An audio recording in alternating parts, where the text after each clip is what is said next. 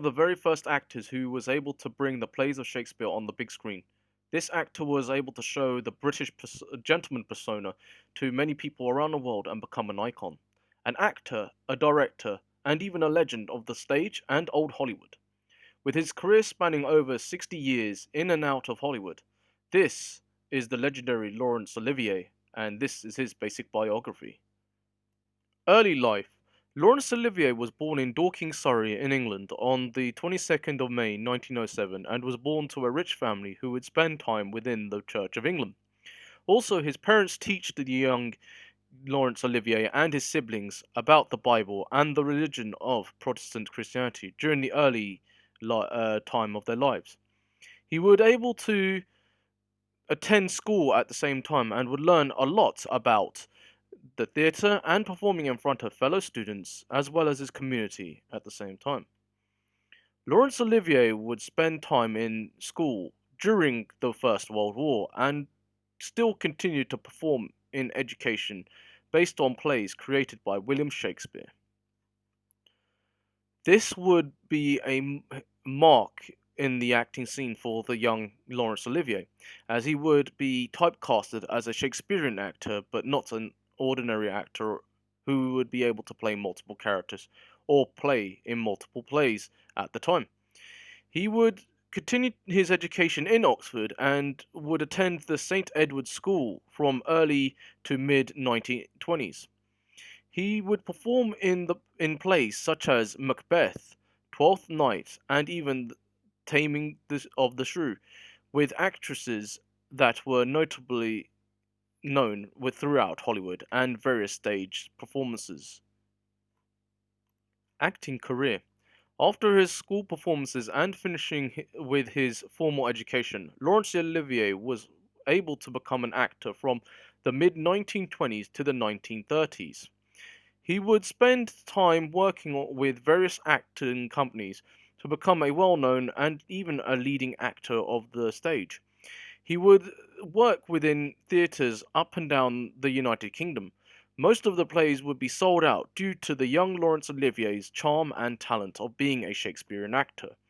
From an era where silent movies were the popular film or media at the time. Other than playing Shakespearean roles, he would act in other performances in the UK by playing more younger characters and even soldiers. He was able to play in a play based on World War One called Journey's End in 1928. However, Hollywood noticed another leading actor they needed in the talking pictures, and this would be offered to him, and even providing more money than average stage performances. This would help him become a legend in old Hollywood, as well as working on various stages from Broadway to the West End of London. His first movie performances was Too Many Crooks in 1930, and he would only be able to play all small roles or small leading roles in movies at that time. Later on, his star would rise, and even he would get more acting credits with movies in the 1930s, with the Great Depression looming at the same time. He starred in dramas and period movies at the time due to his voice and style of acting. He was able to work with Lionel Barrymore and Boris Karloff in his early movie career. At the same time, he made an appearance on radio, with his voice being used in various projects and even various too many stations to perform during the Second World War and beyond. Shakespeare to leading star. In the 1940s, Laurence Olivier was able to carry on with building his acting career, as well as being able to work in theatre, film, and even radio. He was able to be a leading man on Hollywood screens and even the silver screen itself, and was able to work on various roles, and even now working in period pieces rather than the traditional Western or war film that was making money for old Hollywood. Yet, people still went to see his performances and loved to see him in Shakespearean plays that were on the big screen. Yet he played Mr. Darcy in Pride and Prejudice in 1940, as this was one of the period pieces or period films he would be able to help his stardom to rise in the 1940s. Following was Henry V that he played on the big screen in front of moviegoers at the time in 1944. As this he was able to also perform on stage the Henry V, which was a play by none other than William Shakespeare. Plus, he played Prince Hamlet in 1948. Laurence Olivier was the man who would bring Shakespeare to the big screen in style. Henry V would be replicated on radio for many audiences who could not afford the television nor the luxury of the cinema or theatre. In the 1950s, his stardom was able to soar in new heights and bring the stage with him to the silver screen, as he would be able to be a leading actor in cinema rather than on the stage. Now, even working on television as various characters on the small screen.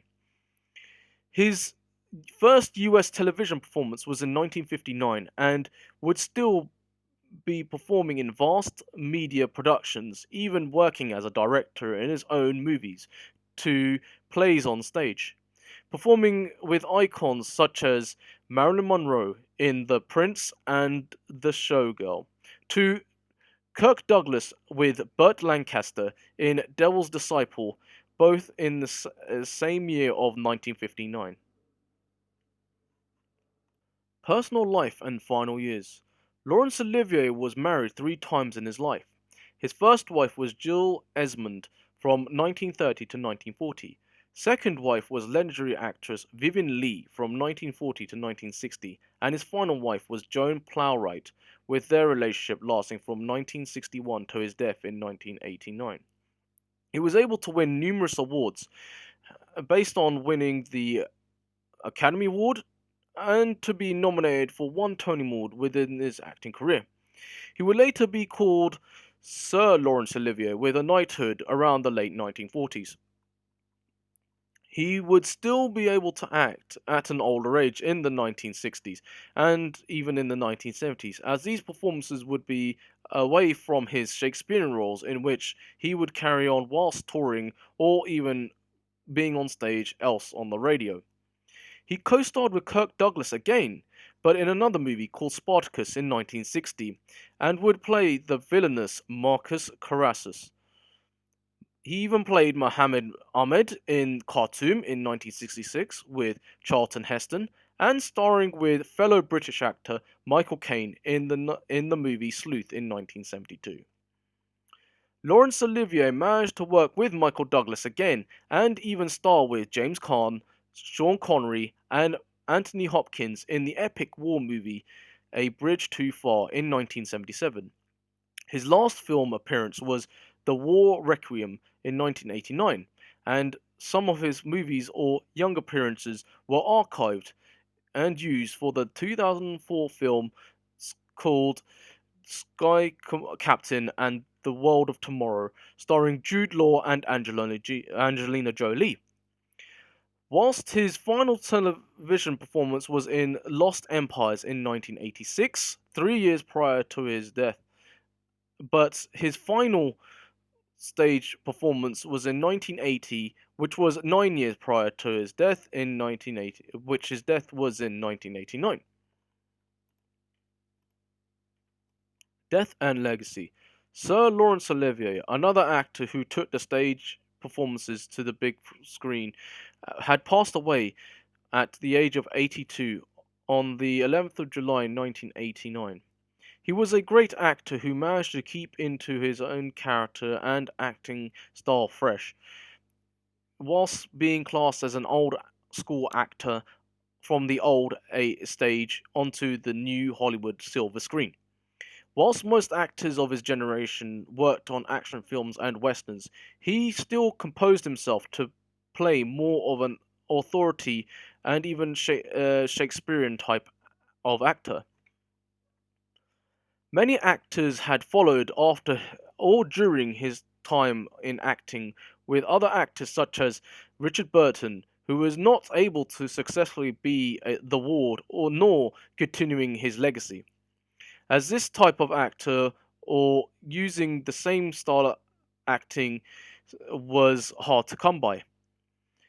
But modern actors such as Kenneth Branagh, who played in various Shakespeare plays, with some of his acting talents being used, as well as Sir Patrick Stewart, who was able to be another successor of his acting style. All in all, his legacy had been remembered and had been able to be lived on through Shakespeare, and his legacy actually never dies, and neither will the great Shakespearean actor, which is shown on both stage as well as on the silver screen. We have to give thanks to Laurence Olivier to this. Now, thank you for watching. My name is Suki Cookie, and hope you had a nice time. Please subscribe if you haven't done so. Thank you. Bye bye.